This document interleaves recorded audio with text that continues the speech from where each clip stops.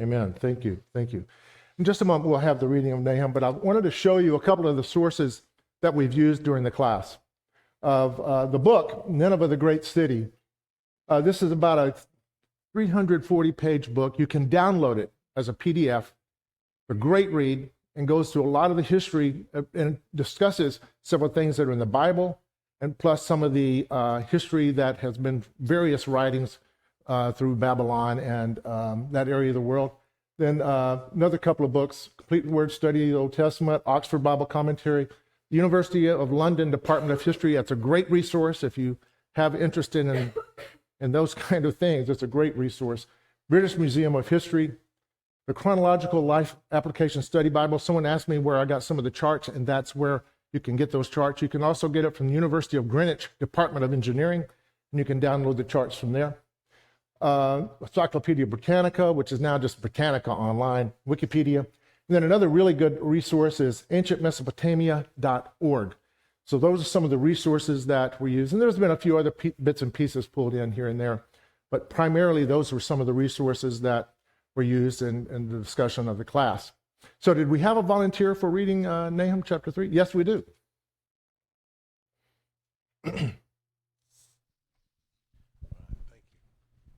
Well, go ahead, Curtis. Thank you very much. Okay. Marianne, would you hold this so it's still? Woe to the city of bloodshed, completely full of deception and pillage. Her prey never departs, the sound of the whip and the sound of the rumbling of the wheel. Galloping horses and bounding chariots, horsemen charging and swords flaming and spears flashing. Many slain, a mass of corpses, and there is no end to dead bodies. They stumble over the dead bodies, all because of the many harlotries of the harlot, the charming one, the mistress of sorceries, who sells nations by her harlotries and families by her sorceries. Behold, I'm against you, declares Yahweh of hosts, and I will uncover your skirts over your face and show to the nations your nakedness and to the kingdoms your disgrace. I'll throw detestable filth on you and display you as a wicked fool and set you up as a spectacle, and it will be that all who see you will flee from you and say, Nineveh is devastated, and who will console her? Where will I seek comforters for you? Are you no better than Nahum, which sits among the waters of the Nile, with water surrounding her, whose rampart was the sea, whose wall consisted of the sea? Ethiopia was her might, and Egypt too without end. Put and Lubim were among her helpers, yet she became an exile. She went into captivity, and her infants were dashed to pieces at the head of every street. They cast lots for her, honorable men, and all her great men were bound with fetters. You too will become drunk. You will be hidden. You too will search for a strong defense from the enemy. All your fortifications are fig trees with ripe fruit. When shaken, they fall into the eater's mouth. Behold, your people are women in your midst. The gates of your land are open wide to your enemies. Fire consumes your gate bars. Draw for yourself water for the siege. Strengthen your fortifications. Go into the clay and tread the mortar. Take hold of the brick mold. There fire will consume you. The sword will cut you down. It will consume you as the locust does.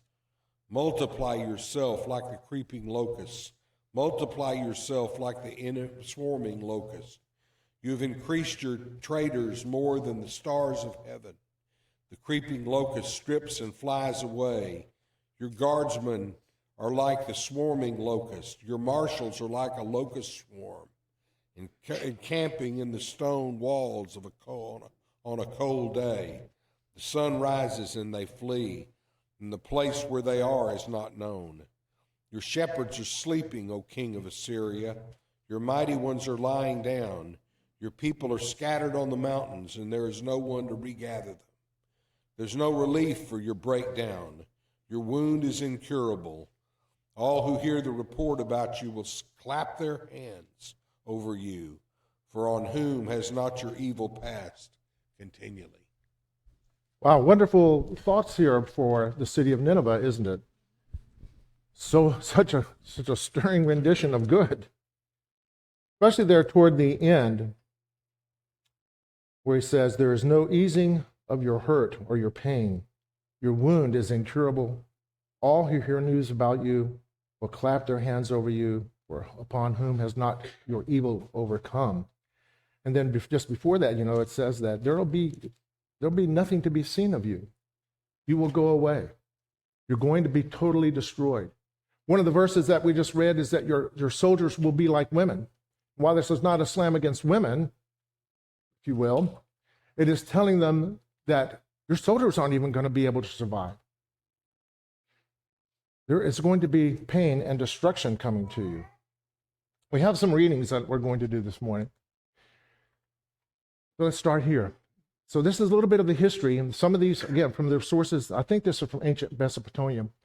After the death of its last great king, King Ashurbanipal, the Neo-Assyrian Empire began to unravel through a series of bitter civil wars between rival claimants for the throne, and in 616 BC, Assyria was attacked by its own former vassals, the Chaldeans, Babylonians, Medes, and Scythians. At about 616 BC, Kalhu was sacked. The Allied forces eventually reached Nineveh, besieging and sacking the city in 612 BC, following bitter house-to-house fighting, after which it was razed. Most of the people in the city who could not escape to the last Assyrian strongholds in the north and west were either massacred or deported out of the city and into the countryside, where they founded new settlements. Many unburied skeletons were found by the archaeologists at the site. The Assyrian Empire then came to an end by 605 BC, the Medes and Babylonians dividing its colonies between themselves. And you might recall that one of the things we talked about, especially at this time of where it says that they were having rival claimants, is part of the thought that was whenever Jonah went to the city of Nineveh to tell them they needed to repent, that this was somewhat some of the things that were going on. And it had been for quite an extended period of time that there were rivals and bitterness and people trying to claim the throne, people trying to take over the throne. You might recall even in some of the Kings and Chronicles when it talked about whenever someone was overthrown, what did they do to all of the family, right? Kill them all. Kill them all.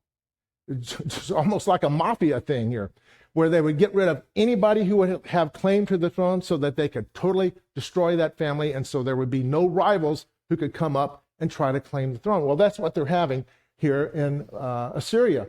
All these people are trying to claim the throne and to claim that power. And so whenever that happened, then that thought was that when Jonah talked to them, they were thinking, even worse is going to happen because we're already a divided kingdom.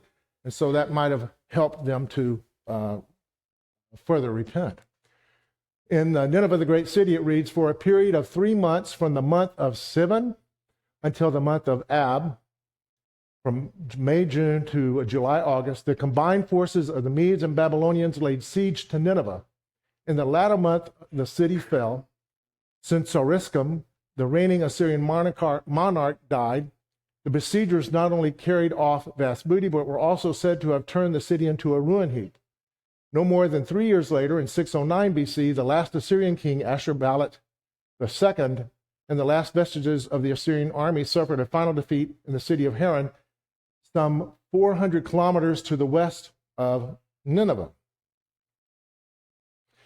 Just to give you an idea, this is when they've started uncovering some of the ruins of Nineveh. This is the one of the areas where they were actually finding some of the walls, and some of the walls were up to 20 feet high. The perimeter is 7.5 miles, as you see, and up to 45 feet wide. So in areas like this, they would be very wide, especially where the gates to the city were entering. So when you would siege that city, it's pretty formidable to have to go in and try to take over the city with this kind of fortification. This is a rebuilt area of one of the gates. And the interesting thing here, now you can see this part is of stone, but one of the things that I read about was that when they built the wall, they built the wall with a lot of mud bricks also.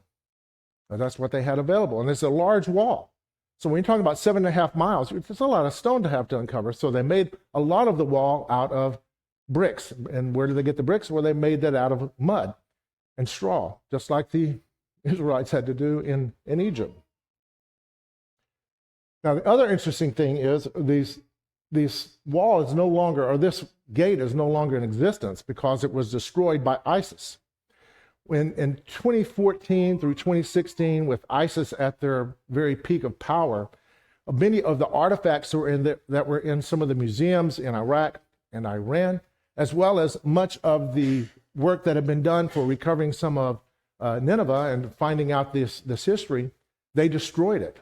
They didn't want any of that to exist and to survive. And so with sledgehammers and explosives, they destroyed a lot of the history that had been discovered. So now looking at chapters, in chapter 3, verses 1 through 4, if you look back here, it says, woe to the bloody city, city of plunder. There's going to be horsemen. There's going to be heaps of slain bodies. There's going to be lots of ruin. There's going to be lots of destruction. And there was. The things that they had done are lies, plunder, bloody city, strange gods, mutilations, brutality and slavery, theft, killing the innocent, child murder, and infanticide were all parts of their society. And as we talked about earlier, I think in chapter 1, that these are all aspects of moral law. And I suggest to you that all men, everybody who's ever lived, is responsible to the moral law. The scriptures make this very, very plain. We're going to look at a couple of verses a little bit later in Romans and Thessalonians, which further point out that, look, God is expecting something out of his creation. Whenever they were doing excavations of the city of Nineveh, when it says, heaps of skeletons and heaps of bodies, just as was read in verse 3, that there will be many, the hosts of the slain will be able to, there's going to be evidence of total destruction. And they found heaps of bodies. And in this case, this is an adult male, an infant, and over here to the right, I didn't get all the picture in, were children and infants, and they were just stacked one on top of the other. And especially at this particular instance, where this was at one of the gates of the city.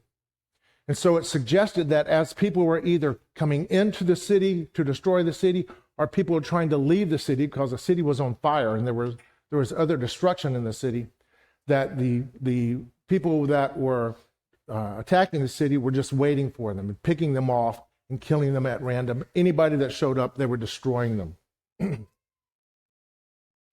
In Nineveh, the great city, again, many of the skeletons were lying on one another, outstretched or in contorted positions. One individual laying face downwards, another seems to have fallen on his back with his arms outstretched on either side of his body. A boy who was 12 or 13 years of age was found to have bronze trilobite, arrowhead lodged in a lower leg, and all some 20 arrowheads found in the city of that one particular spot that we just looked at. And all some 20 arrowheads were found in the city of these not seldom overlapping skeletons. And the majority of the arrowheads, quite often the bronze tribulite form, would seem to have been discharged from east to west. That is, they were very largely shot into the gate passage from outside the eastern limit of the gate. And wherever the stream of arrows was not responsible for the carnage that took place, it would appear that falling debris, falling mud, bricks, burning beams played a conspicuous role. The dead included adult men, adolescents, children, and infants. Well, where are the women? You ask. Where are those women? If that's all happened to these men, these infants and children, what happened to the women? And guess? You know the answer, right? You know the answer. They're taken off into slavery. They were carried away, or they were dispersed throughout the country. The men are the problem. The men can be warriors. You got to get rid of that. You cut the head off you cut it off at the head. You stop the problem. And so what they would do is they would cart off the women, kill the men, kill the young men, kill the infants who were men, who would be men. So that kind of destruction is sad when you think about it. Think about the brutality of that period of time. And the Lord is saying here in these verses, this is what you were. What you were reaping, what you sowed, you are reaping. This was the kind of life that you propagated. It's coming back to you. In verses 5 through 10, let's look at these verses for a few moments. Especially verse 5. Behold, I am against you, declares the Lord. That's not what you want to hear. You don't want to hear that the Lord is against you. You don't want to hear that the Lord is going to destroy you, or that he's going to make it so that people would throw filth to you, that you would be just totally disdained, disliked, dishonored. Well, we have a couple of things that we'll just read here. When people are overtaken by desires and totally abandon God, wrath, heartache, and problems follow. Right, look over in Romans chapter 1. Bet you already know the verses in your mind, right? You already know the verses that we're going to talk about. In verse 18, for the wrath of God is revealed from heaven against all ungodliness and unrighteousness of men who by their unrighteousness suppress the truth. Happened to Nineveh, and it's happening today. God's not going to put up with that. For what can be known about God is plain to them because God has shown it to them. For his invisible attributes, namely his eternal power and divine nature, have been clearly perceived ever since the creation of the world and the things that have been made, so that they are without excuse. For although they knew God, and they did not honor him as God or give thanks to him, but they became futile in their thinking, and their foolish hearts were darkened. Claiming to be wise, they became fools and exchanged the glory of the immortal God for images resembling mortal men and birds and animals and creeping things. If ever there was something that described what Nineveh was and what Assyria did, the verses in Romans spell it out very clearly. Skip down to, we'll read on through. Therefore, God gave them up in the lusts of their hearts to impurity, to the dishonoring of their bodies among themselves, because they exchanged the truth about God for a lie, and worshipped and served the creature rather than the Creator, who is blessed forever. For this reason, God gave them up to dishonorable passions. Then it talks about in this particular day and time that Romans was written, for the women exchanged natural relations for those that are contrary to nature, and men likewise, giving up natural relations with women, and were consumed with passions for one another, men committing shameless with men, and receiving in themselves the due penalty of their error. And since they did not see fit to acknowledge God, God gave them up to a debased mind to do what they ought not to do. They were filled with all manner of unrighteousness, evil, covetous, malice. They're full of envy, murder, strife, deceit, maliciousness.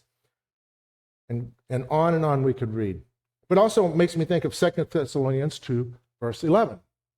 2 Thessalonians 2, verse 11, that God would send a deluding influence so that those who would deny him, who would seek to suppress truth, would believe the lie.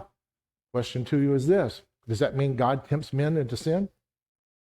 Right? You know the answer to that too. You know that answer is no. So what is it that God then does if he's sending a deluding influence? Because it also says right here in this verses that God would give them up to the lust of their heart, that he would abandon them, so to speak.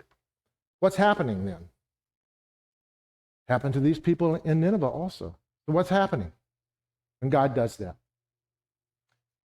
Jesus kind of answers that question for us when he says, if your eye is full of darkness, how great is that darkness? When all we can see is darkness, and all we desire is darkness, and all that we desire is something that is foreign to the truth, God's going to permit it. He's not going to withhold you from anything. He's not going to even provide any providence that would keep you from harm or wrong, because you have turned away from him and doing what is terrible and what is wrong. And that's what that means with the deluding influence. It's not that God causes you to commit sin, but he's not going to stand in the way of you doing it. So this idea of sometimes that people have that, well, God's causing this to happen or that to happen. No, that's not what it's talking about. But here in Nineveh, they had given themselves up over to those things. Yes, ma'am.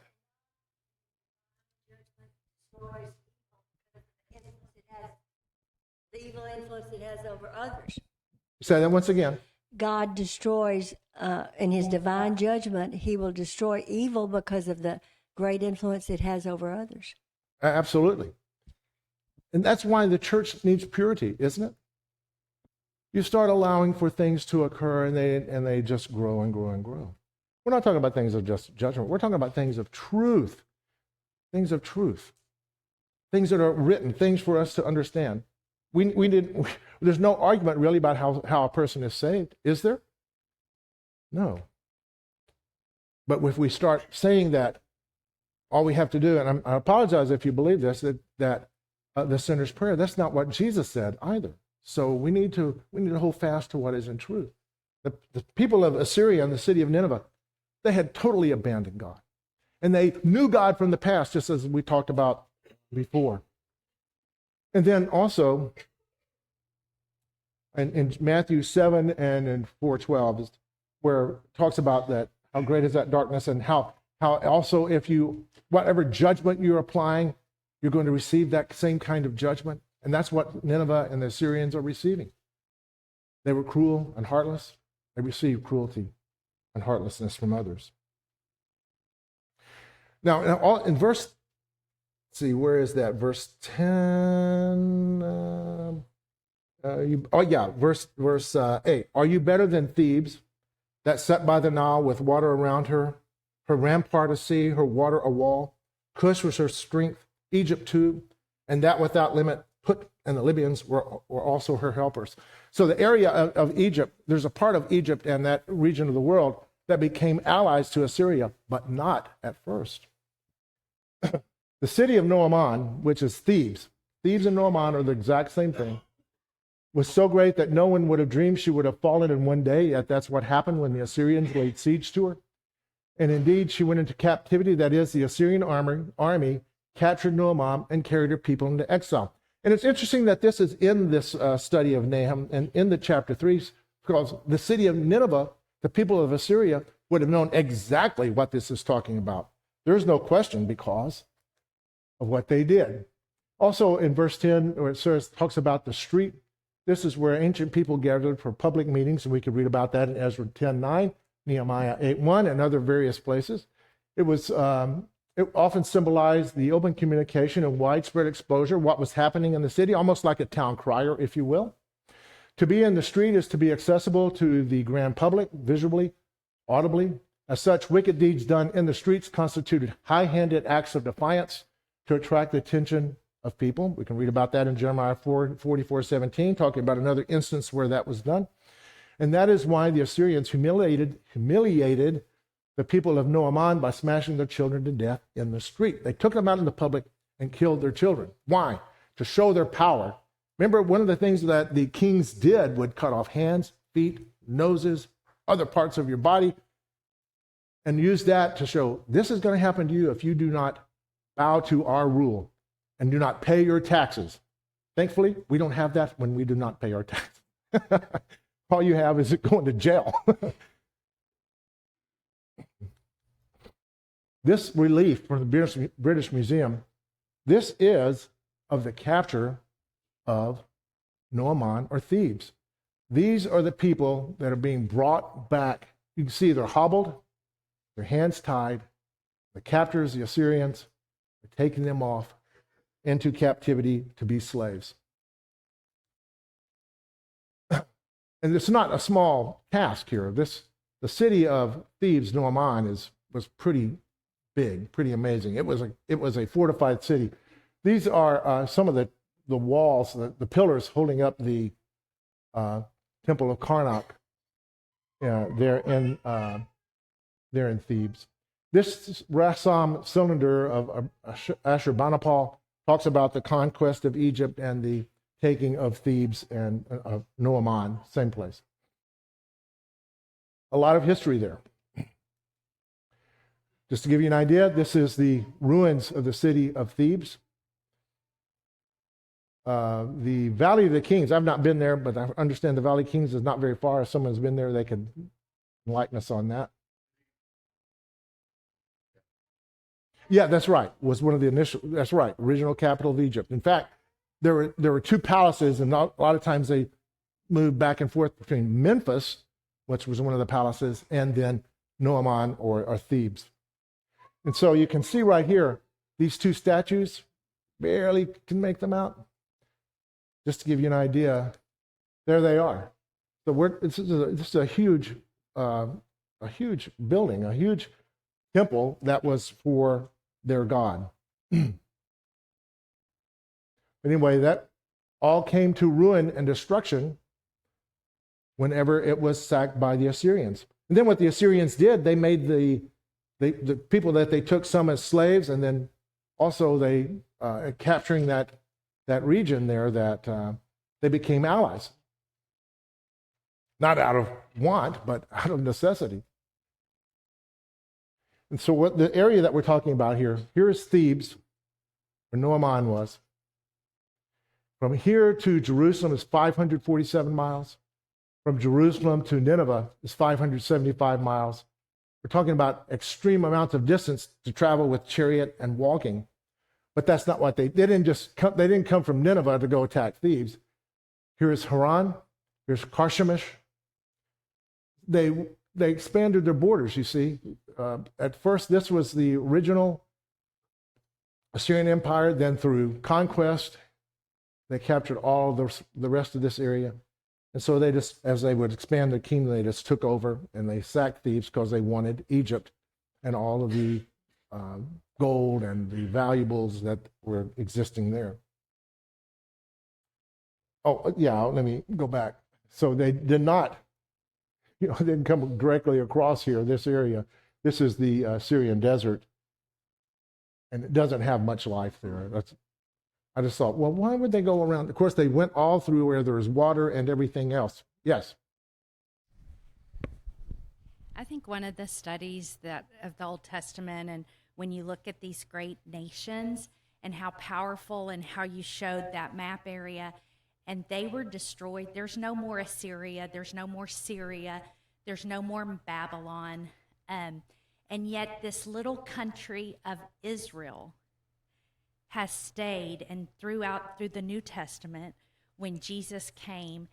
And I heard someone once say that the nation of Israel is such a great faith builder of God and his great plans. When you think about this little nation who stayed on the map for thousands of years, that you think God had a role in that these people went to captivity, they came back, they still had this nation.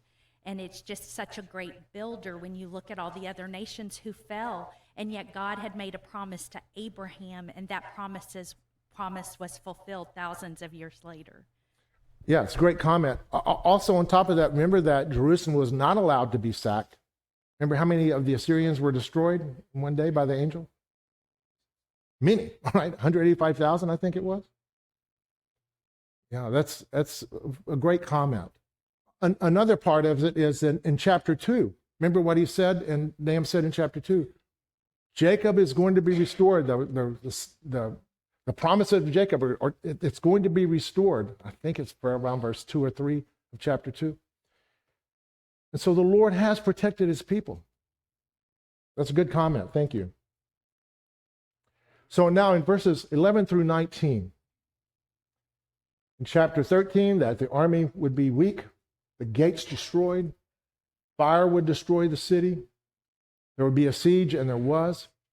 There was fighting and back and forth and back and forth. Then there came the siege to the city. Then the city was eventually destroyed. And in verse 17, that they will be scattered. There will be no longer will the city remain. And 18, like sleeping shepherds, all would be lost, right? Well, just imagine that.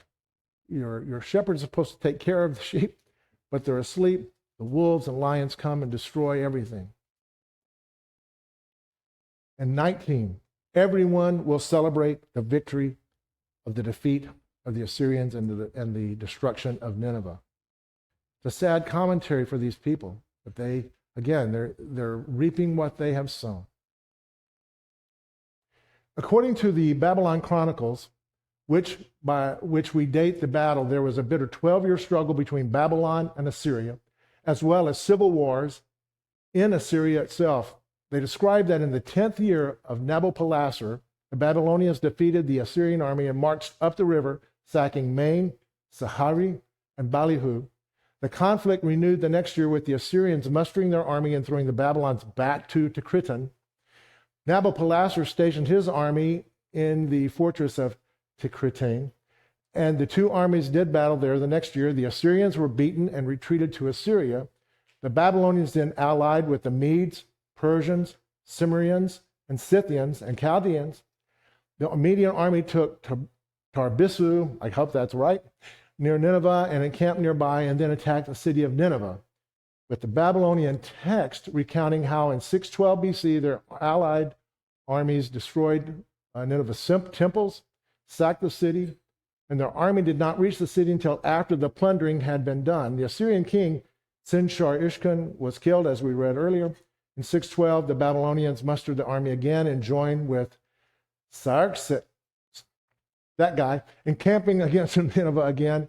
They laid siege to the city for 3 months, and in August finally broke through the defenses and plundered the city, burning it behind, declaring that the king of Nineveh had bound down in vassalage. Ashur-uballit II had been named king of Assyria. He refused to submit and successfully fought his way out of Nineveh, founding a final capital at Haran.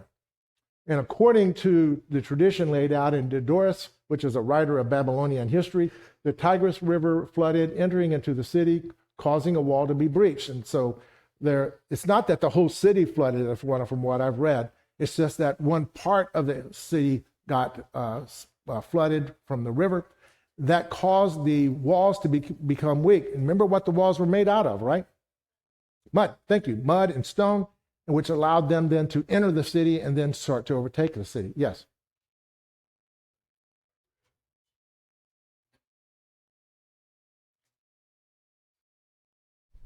One of the things that I read on it is that the conquerors, the walls were substantial and hard, not even though they were mud, but they went upstream and speeded up the flow of the aqueducts. They had massive aqueducts that delivered water to the city for the Hanging Gardens and for their own consumption. And it was the speeding up of the flow that eroded the foundations of the gates and the walls. Yeah, that's exactly right. I don't know if everybody heard that really well, but the armies helped with the flooding of that by the aqueducts. And also, it's interesting you mentioned about the Hanging Gardens, that there was believed that there was a lot of water in the aqueducts that were built in order to supply water for the Hanging Gardens of that area. But yeah, the armies hastened that flooding, therefore they could breach into the walls and get into the city and start destroying the city.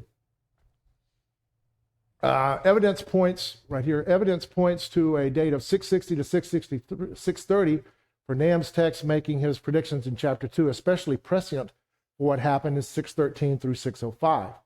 Nahum also predicts that the city would not be rebuilt. Archaeological work shows that it was left a place of desolation and ruin for centuries, and still is.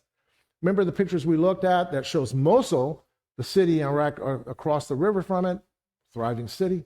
Everything else is desolation and ruin. There would be several more campaigns against Assyria by the Neo-Babylonians and their allies, including one against an allied Egyptian-Assyrian army. Remember we talked about how they allied, not necessarily for everybody's own good, but because they had been taken. Thus, while the Battle of Nineveh was a turning point in the war, Ashur-uballit would fight on for several more years. His ultimate fate is not known or recorded, though he may have been killed at the fall of Haran or at Carchemish, where a final fight may have occurred. And at Carchemish in 605 BC is where the last major Assyrian resistance appears and ended their reign, and then they simply disappeared into obscurity. And that's you can read about a lot of this history in ancient Mesopotamia.org. So I thought we'd spend this last 5 or 6 minutes here and kind of reviewing several of the verses that are key verses throughout the text, which lead right to the culmination of everything. So if you look again in chapters 1, 2 through 3, that the Lord is a jealous and avenging God. The Lord is avenging and wrathful. The Lord takes vengeance on his adversaries and keeps his wrath for his enemies. He is slow to anger, great in power. The Lord will by no means clear the guilty. His way is in whirlwind and storm, and the clouds are the dust of his feet. You know, it doesn't say that he is everlastingly slow to anger, but he is slow to anger. We're so grateful for that. In verses 7 and 8 of chapter 1, the Lord is good, a stronghold in the day of trouble. He knows those who take refuge in him. But with an overflowing flood, he will make a complete end of the adversaries and will pursue his enemies into darkness. Verses 12 through 13. Thus says the Lord, though they are at full strength and many, they will be cut down and pass away. And though I have afflicted you, talking about now Israel, Judah, I will afflict you no more. Now I will break his yoke from off you and burst your bonds apart. Skipping then to chapter 2, verse 2, for the Lord is restoring the majesty of Jacob as the majesty of Israel, where plunderers have plundered them and ruined their branches. In verses 10 through 12. Desolate, desolation, and ruin. Hearts melt, knees tremble. Anguish is in everyone. All faces will grow pale. Where is the lion's den and the feeding place of the young lions? Where the lion and the lioness went, and where his cubs were, with none to disturb. The lion tore enough for his cubs and strangled prey for his lionesses. He filled his caves with prey and his dens with torn flesh. Again, verse 13, but I am against you. I am against you, says the Lord. And I will turn your chariots into smoke, and your swords shall devour your young lions. I will cut off your prey from the earth, and the voice of your messengers will no longer be heard. Now, then in verse 3, verses 1 and 5, not 1 through 5, but woe to the bloody city, all full of lies and plunder, to the end to the prey. Verse 5, behold, I am against you, declares the Lord of hosts, and I will lift up your skirts over your face, and I will make nations look at your nakedness and kingdoms at your shame. Verse 8, are you better than thieves that sat by the Nile, with water around her, her ramparts a sea, and her water a wall? Verse 10, yet she became an exile and went into captivity. Her infants were dashed into pieces at the head of every street. Her honored men, lots were cast for, and all her great men were bound in chains.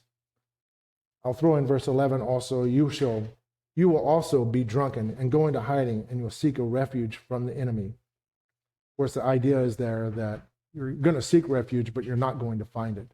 You're going to be destroyed. In verse 18 and 19, your shepherds are asleep, O king of Assyria. Your nobles slumber. Your people are scattered on the mountains, and none to gather them. There's no easing your hurt. Your wound is grievous. All who hear news about you will clap their hands over you, and for upon whom has not evil come. Well, the story of Nahum is a story of deliverance for Israel and a story of destruction for Assyria and Nineveh. And if we wonder about some of the writings in Daniel about kingdoms and God being in control and can make things happen in the world, we don't have to wonder about it in this case, because he certainly did. With that, we'll conclude our study. Thank you very much.